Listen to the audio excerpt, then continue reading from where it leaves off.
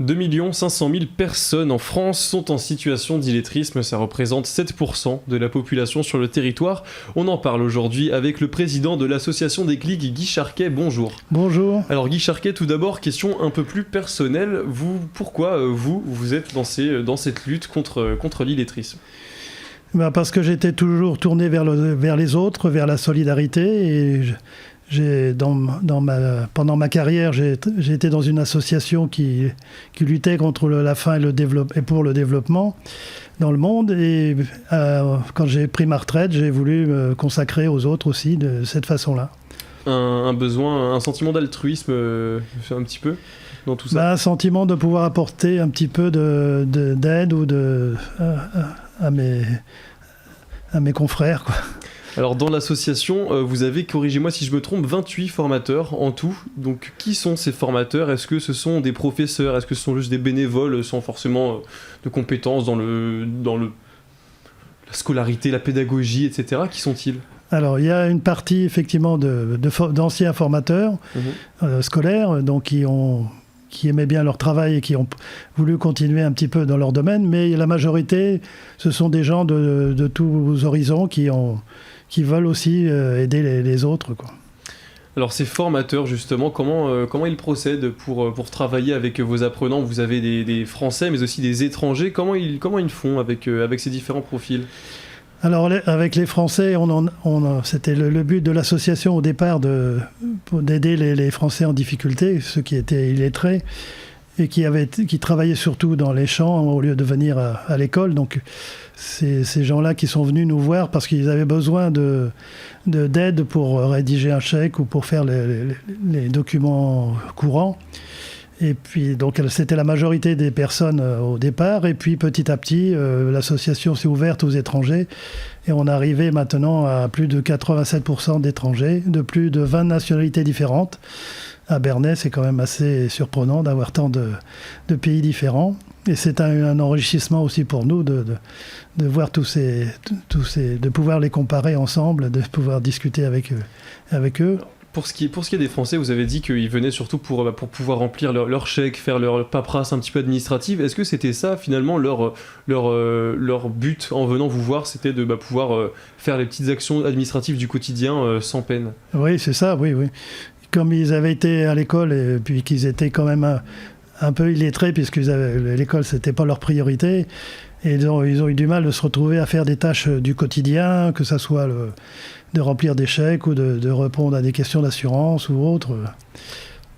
Alors, ce qui est assez intéressant, on voit que la moitié, une bonne partie du moins des personnes concernées par l'illettrisme vivent dans des zones reculées, des zones un peu moins peuplées, des zones rurales. À quoi c'est dû, selon vous, justement, cette omniprésence de l'illettrisme dans ces zones-là ? Ça rejoint sans doute ce que vous disiez tout à l'heure sur le fait qu'ils allaient plus dans les champs à l'époque. Oui, je pense, oui, parce qu'ils avaient plus de difficultés en campagne pour pouvoir se rendre à l'école. Donc, et leurs parents leur disaient viens plutôt m'aider dans le champ. Et par contre, pour les étrangers, c'est une autre situation parce que, effectivement, ceux qui viennent de pays étrangers, il y en a certains qui sont très intelligents, qui ont des niveaux d'études importants, mais il y en a d'autres aussi qui viennent de leur campagne et qui n'ont pas été à l'école du tout. Donc, en quoi l'illettrisme représente un réel handicap dans la société de nos jours ? Pour tout. Maintenant, c'est vrai qu'on peut faire le lien avec l'électronisme où, effectivement, là aussi, celui qui ne sait pas manier un ordinateur, il se trouve de plus en plus embêté pour faire remplir sa demande de vaccination ou pour remplir les impôts et autres. Donc, on voit que les deux sont liés, quoi.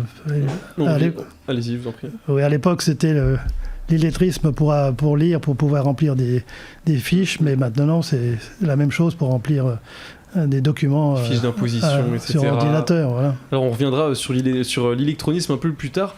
On peut remarquer la présence de ce problème quand on voit la longévité de votre association, donc, qui date des années 90.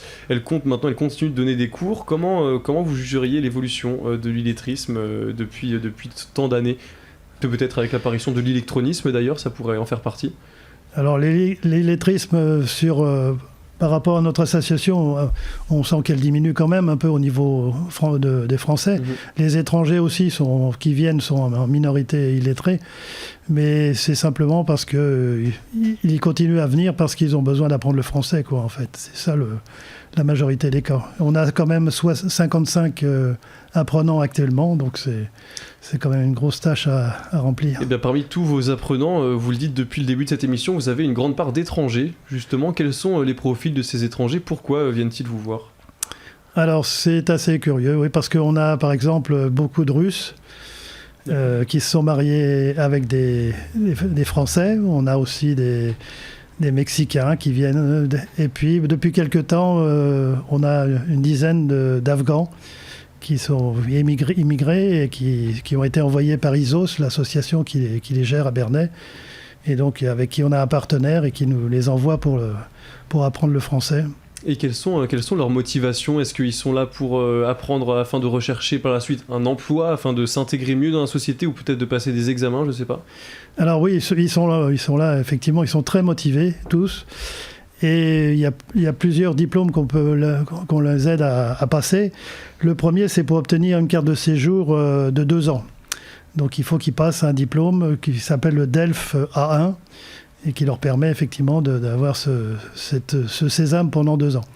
Et après, s'ils continuent donc dans la formation, ils peuvent passer le DELF A2 qui leur permet d'avoir une carte de séjour, une carte de résident sur 10 ans. Donc c'est très intéressant aussi pour eux. Et la finalité, c'est après le niveau encore supérieur, le DELF B1, où là, ils peuvent obtenir la nationalité française. Et ils sont toujours très motivés. Alors, bon, suivant le niveau d'études au départ, ils ne démarrent pas forcément au niveau A1, mais ils sont tous très motivés pour avoir cette nationalité française. Et croyez-moi, il faut quand même travailler pour l'obtenir parce que c'est un niveau très difficile quand même. Hein. Alors, il faut travailler justement. Comment les apprenants et les formateurs fonctionnent tous les deux pour réussir, pour parvenir aux objectifs de ces étrangers qui veulent apprendre le français? Alors pour les étrangers, on a beaucoup de livres qui sont adaptés à leurs origines. On a des livres de communication, des livres de grammaire, des livres de vocabulaire. Et puis aussi, on a des livres spécialisés pour la préparation de ces examens. Et donc, on leur fait passer des épreuves orales, de compréhension orale, d'expression orale, et puis des compréhensions écrites et expressions écrites. Voilà les 4 thèmes qui se répètent dans chaque diplôme. Alors on a un peu évoqué ce sujet-là en début d'émission. Vous vous intéressez aussi beaucoup à l'électronisme, à Déclic. Donc l'électronisme, en gros, c'est le fait de ne pas savoir utiliser des outils informatiques, hein, si on dit ça grossièrement. Ouais. Pourquoi vous êtes intéressé à cette thématique-là? Eh ben parce que les gens qui venaient nous voir, bien souvent, ils avaient aussi des problèmes d'électronisme. Les Français, bien sûr, qui sont plutôt plus âgés que les étrangers. Et eux, ils sont touchés de plein fouet par cet électronisme. Donc, on a des ordinateurs dans chaque salle, donc on les aide à rédiger des documents. Et puis, les étrangers aussi, la première chose qu'ils veulent faire, c'est un CV et puis une lettre de motivation. Ben, on les aide à bâtir ça, parce qu'ils n'ont pas toujours un ordinateur chez eux. Bien qu'ils soient quand même assez portés sur les tablettes et le téléphone. Et c'est un moyen de communication très, très précieux, le téléphone, avec eux, parce qu'ils utilisent WhatsApp, ils utilisent des traducteurs dans leur langue et en français. Et on voit qu'avec eux, ça progresse très rapidement, quoi. Est-ce que parmi vos apprenants dont on a pu parler un petit peu tout à l'heure, donc qu'ils soient étrangers ou non, ils viennent pour faire des CV, etc., est-ce qu'il y en a qui ont pu trouver, grâce à vous, un travail, un emploi quelque part? Alors grâce à nous, non, je ne pense pas, mais enfin grâce à l'aide qu'on leur a fournie pour apprendre le français ou pour faire un CV. Mais effectivement, beaucoup d'entre eux sont très motivés pour chercher un travail aussi, et ils sont prêts à prendre un peu n'importe quel niveau de travail sans chercher plutôt à ce qui correspond à leur formation d'origine. Mais ils sont très demandeurs pour pouvoir travailler, et puis ils trouvent assez facilement quand même. C'est une petite fierté pour vous? Ah bah oui, tout à fait, oui. Eh ben écoutez, merci beaucoup Guy Charquet d'avoir été avec nous. Donc je rappelle que vous êtes le président de l'association Déclic, donc qui se bat contre l'illettrisme et l'électronisme, qui sont deux thèmes liés, on l'a compris. Merci d'avoir été avec nous. Et cette émission est comme d'habitude disponible sur tous nos réseaux sociaux, notre site internet, notre application, ainsi que notre chaîne YouTube Radio Sensation.